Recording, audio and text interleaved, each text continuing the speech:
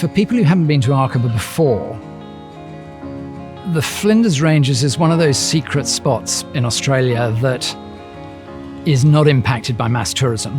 And in many ways, that's one of the real luxuries at Arkaba, is this luxury space. And for thousands of years, this was Adnyamatna country until earlier this century when Wild Bush Luxury took on the property and have transitioned it from a sheep station to a wildlife conservancy. When I first saw Arkaba, I always thought, well, this is just the most beautiful outback country and landscape that I'd seen anywhere. The old homestead, which was built in the 1850s, it's a chance to sort of sit down for dinner, share stories, good glass of South Australian wine.